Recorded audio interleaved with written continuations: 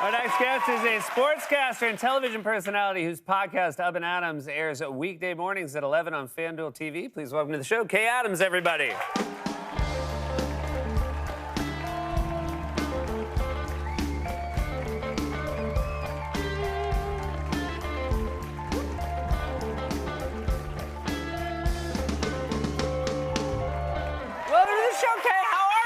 I feel like I'm dreaming. Oh, my goodness. Well, we are dreaming because you were on your way to Las Vegas to start doing your Super Bowl shows. Terminal 1, LAX. Terminal 1. So you were on your way. You were in the airport when we reached out and asked if you would come to our show. I'm on the escalator. I look down, and my amazing publicists were like, do you want to do Seth Meyers? And I was like, let me turn around. I went up, I go to Terminal 5, and ipso facto, yada, yada, yada, here I am. Well, we're so happy to have you. Yeah. And I should note, I've watched your show, and I feel like you seem to be a person who's very good at juggling a lot of balls at once. And even today, when I went back to say hello to you in your dressing room, you were on a Zoom with Trevor Lawrence. So you were interviewing the Jaguars quarterback when I came to talk about interviewing you. Well, very impressive. It's Super Bowl week, so it's, the people who cover sports and football, it's our Super Bowl too. So there's Radio Row and there's all this. So I have this insane set.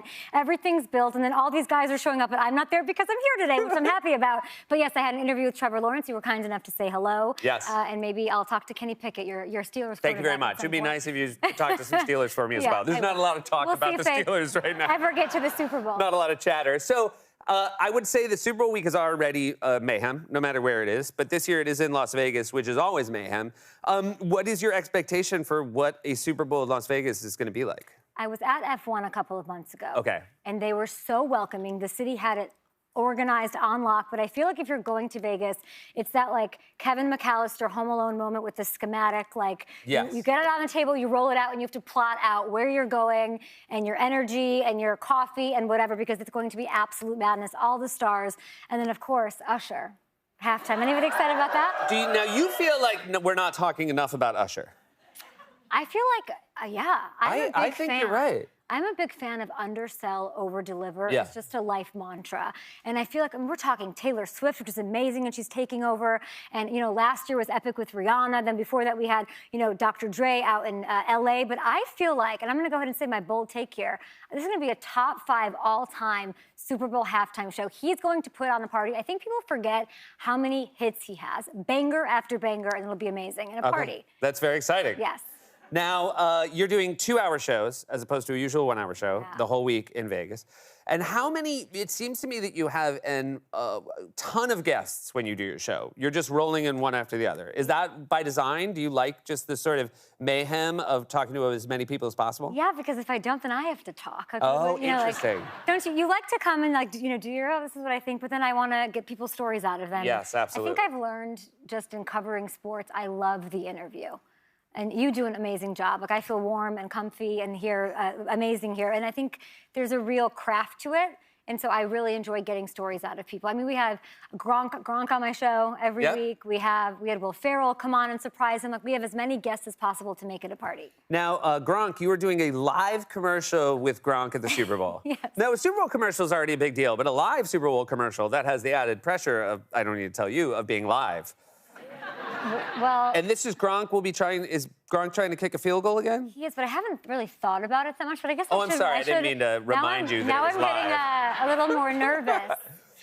No, he missed it last year. Yes. It was bedlam last year, so now it'll be a little more organized. I'm going to be the reporter. It is live during the Super Bowl, and then somehow I'm going to have to be airlifted into the stadium so I don't miss any of the action. Oh, my goodness. But it's live. Like, it's happening. He's kicking. He's practicing. Do you think he makes it? Of course I think he may. I thought he'd make it last year, but everyone can go to FanDuel and guess if he makes or misses it.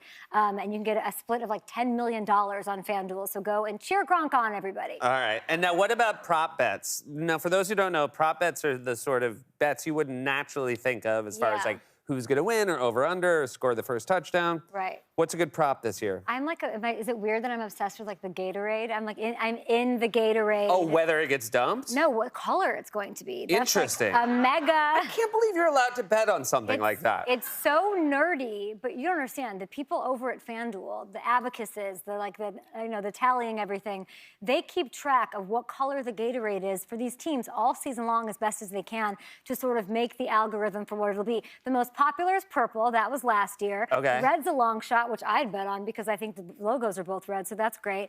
And yeah, lime, yellow, whatever. Like just go over and have some fun. Prop bets are sort of my favorite. One interesting thing I saw today on FanDuel, or I heard, was that Travis Kelce is the most bet-on player to win Super Bowl MVP by like twice as much as any of the quarterbacks who are, of course, favored. Gotcha. And FanDuel thinks that's Taylor. No, yeah, well, of course it is. Yeah, I No, was gonna say. seriously, yeah. And this is a big deal. I mean, the Taylor of it all has been a very exciting sort of through line to the season. And now there's a drama because she's going to be in Japan. Yes. And the ambassador of Japan basically wrote a letter saying she's going to make it. Yes. This seems like, I mean, the fact that it's reached the level of like geopolitical affairs. It seems like a good prop bet over at FanDuel. Yes. Will she or will she not make it? I'm so happy for them. I'm so happy for Travis, of course. I've covered him So happy. in my career. And like, anybody, we love love. Don't we love love? We love love. We love love. Who doesn't love love? I would love to see a little confetti You know what angel. I'm betting on FanDuel? I'm betting on love, because love always I wins. bet on love. Love Exactly. always wins, FanDuel, Love. but I'm going to bet on it nonetheless. Love, Super Bowl MVPs, and Gatorade colors. Now, you're from Chicago. Yes. But you're a Bengals fan. Talk me through this. Well, I was on a national television show covering all 32 teams, and Yep. I sort of picked before the big Joe Burrow season that led them to a Super Bowl but eventual loss. I picked them to make the playoffs when nobody was picking them. Got it. Is this like a Steelers thing? Is this weird? 'Cause No, it's like- I find it. This is not a Steelers thing. Okay. And I think Joe Burrow's great, and I really like his vibe, and I wish he didn't play for them. I hear you. But I guess sort I'm of- wondering, did you have family who was curious No. as to why you were like leaving the Bears for the Bengals? I mean, I don't think anybody's curious about why you leave the Bears to Yeah. support another team. Now, see, now you're Since just piling on the hurtfulness. 1985. Yes. Basically, I liked Joe Burrow. He was healthy. I felt like nobody was picking them. Everyone was picking every other team in the division. And I think when you're a fan base that's downtrodden and not talked about, if you're given a little love, I mean, sometimes when you just show a little faith in somebody, Seth, you gotta bet on love, and that's what happens. I know. I think we started talking about football, but I really hope that the Yeah. takeaway from this is just the strength of relationship. Yeah, I feel like I should lay down and do a therapy session here. with Let's you get into it. today. The longer you do this, I imagine you must have better relationships with the players. They must have more confidence that they're going to have a good time with you. Has that been one of the coolest parts of your career? Is just realizing that at this point, people know what they're going to get when they talk to you and enjoy it more? I think I've always approached my job in covering football as authentically as a fan as possible. It's not always easy. You have to tackle tough topics, of course, but I'm very celebratory about the game. I get juiced. I'm standing on my couch. Like, I have my favorite players. I grew up loving Matt Forte. I just said that to make up for the mean Bears stuff. I saw. I love Devin Hester. I just have a real appreciation for what these guys do. Yeah. I mean, I took a pickleball lesson for the first time this past week, and I'm not athletic at all. So the fact that these guys can do what they do on this level is so incredible. I'm glad you. Mentally and I almost physically. forgot to ask you. You took a pickleball lesson for the first time. You're going to play in a pickleball tournament in Vegas. I assumed because you were playing in a pickleball tournament, you knew what you were doing. No. Get this. First of all, I live in LA now. I love New York. I'm a New Yorker. I don't want to be in LA. So whenever anybody asks me, and they ask a lot, want to go play pickleball, I just say no. Yeah. Just to be sort of a curmudgeon about it. Yeah, of course. Yeah, very Larry David of me. Do you want to remind people you're a New Yorker? I don't know, I don't want to go learn about pickleball or what the kitchen is or any of that nonsense, Yeah. right? So then I get asked by Smirnoff to do this pickleball tournament, and they pair me with Vernon Davis, Super Bowl champion. The San Francisco 49ers tight end? I'm 5 foot tall, like on Yeah. a good day, like I got big heels on. Yeah. He's what, 7'9"? Yeah. I'm gonna get toppled on this baby tennis court, first of all. Then I'm a liability. Then we're taking on Sheena Shea and her husband. So those Vanderpumpers, like they understand what cameras are.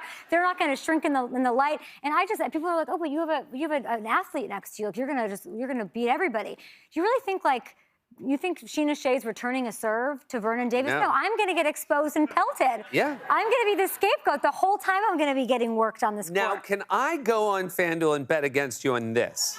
Yes. Safe bet. Well Sounds said like by a you. safe bet. Get this, though. Whoever loses or wins, I think I have to go up against, like, Saweetie and Lance Bass as the other pairing. So I don't know. I need to get my stuff together. I'm starting to realize you came to New York not because you wanted to be on this show. You just wanted to get away from that pickleball I match. did. You know what I really wanted to do? It was an easy yes because I just feel like you can't be in Vegas for more than 48 hours. Yes. So anything to limit my Vegas Very time. sharp. Very was smart, the and you move. did your show on Zoom anyway. You got to figure it out. But best of luck. Have a great time out there. you. And thanks so much for being here. You guys, that's Kay Adams, everybody. Up and Adams airs weekday mornings at 11 on FanDuel TV. We'll be right back with Nana Kwame Adebrenya, everybody.